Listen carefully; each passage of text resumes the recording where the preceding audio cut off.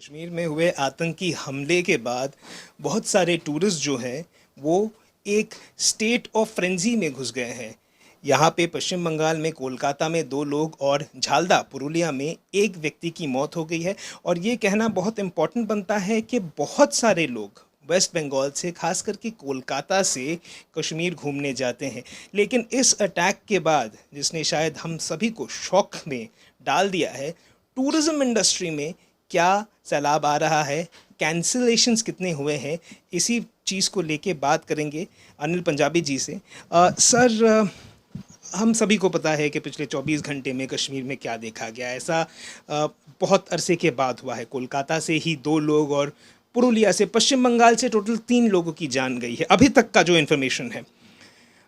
अभी तक कोई भी कैंसिलेशन कुछ ऐसा हुआ है? क्योंकि आप का एक बहुत बड़ा नेटवर्क है टूरिस्ट सेक्टर में। क्या स्थिति है? टूरिस्ट किस हिसाब से रिएक्ट कर रहे हैं? देखिए, ये जो हुआ है वो लोग के सपने में भी नहीं आया है कि टूरिस्ट के ऊपर कभी अटैक हुआ है। हम मेरे को तो याद नहीं है कब हुआ है। और ये जब हुआ है इम्पैक्ट इतना हुआ है कि सारे लोग ने इमीडिएटली कैंसिल कर दिए हैं। और सेकेंडली जो दूसरे सेक्टर्स में अलर्ट आया है उसमें भी काफ़ी चीज़ होल्ड में आ गई है।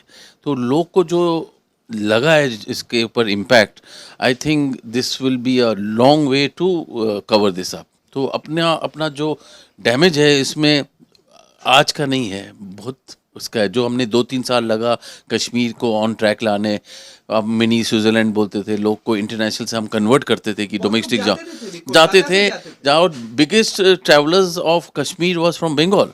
तो लोग जाने लगे थे और they were enjoying and we had a consistent business down the year. तो अब जब ये इम्पैक्ट आया है कि अब क्या है, मैं एक टूरिस्ट हूँ, मैं घूमने जा रहा हूँ, मैं वापस आऊँगा कि नहीं। तो लोग की मन में वो बैठ गया है कि I have to protect my self. और अब गवर्नमेंट क्या करती है, ये गवर्नमेंट का टोटल लैप्स है हमारे ऊपर। हम टैक्स पे ही हैं, हम घूमने जा रहे हैं, अब हमको नहीं देख पा रहे हैं। एक टूरिस्ट जगह में एक भी टूरिस्ट पुलिस नहीं है, कोई भी सहायता नहीं है। ये क्या हो रहा है? सर, ये एक सवाल जो है, स्पेसिफिक सा सवाल है। अभी तक कितने कैंसिलेशंस हुए हैं? कल से अगर मैं पूछूं 24 घंटे में कितने कॉल्स आए? मैं आपको परसेंटेज बताऊं तो मोर देन 85% कैंसिल्ड हो चुके हैं। कैंसिल हो चुके हैं। नेक्स्ट 10-15% ऑन होल्ड है, वो भी कल तक कैंसिल हो जाएंगे। आपने कहा कि दूसरे सेक्टर्स को भी टूरिस्ट जो है वो ऑब्जर्व कर रहे हैं। इसका अगर आप मीनिंग बताएं। ये है कि क्या है ना कि जैसे ये हुआ तो गवर्नमेंट ने एक नोटिफिकेशन लगाया कि मुंबई, दिल्ली, जयपुर में अलर्ट निकाला है।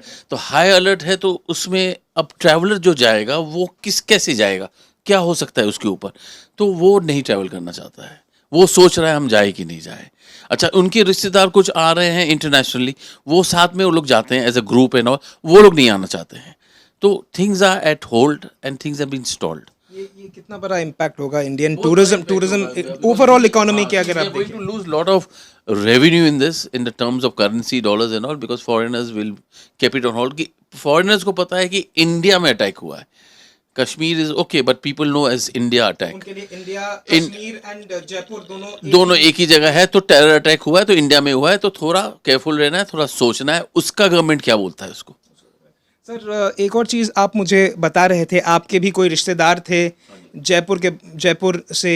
अगर आप थोड़ा बता पाए, अगर तस्वीर, अगर आप कंफर्टेबल हो, अगर आप दिखा पाए। जरूर, ये वो हम लोग तो शौक हो गए। हमारे फ्रेंड के घर से हैं ये लोग, ये इनके फैमिली वाले हैं कि कल उनको जो न्यूज़ मिला, यहाँ पर कलकत्ता में रहते हैं ये, उनके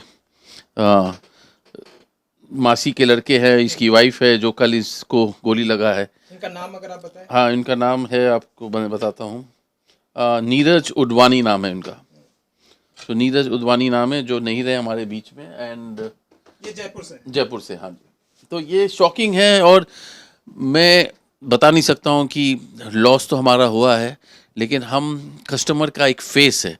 अगर कस्टमर हमसे पूछते हैं कि कहाँ जाना है, हम ऑफलाइन एजेंट हैं, तो हम उनको गाइड करते हैं, ये सही जगह जाना है, यहाँ घूमना है, ये करना है।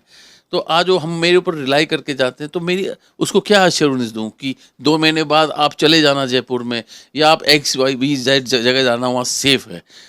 We can't give assurance because we don't know what's going to happen.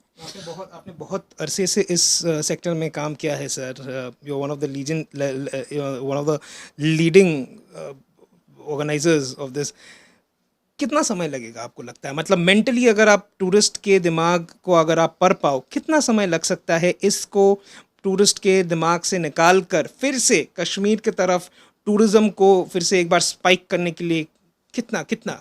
Time लगेगा, काफ़ी टाइम लगेगा। 2-3-4 महीने की बात नहीं है, काफ़ी टाइम लगेगा इस पे। तो सरकार को भी कुछ करना सरकार को ही करना है। आपको मेरे को आश्वासन देना होगा कि हमारे टूरिस्ट सेफ है।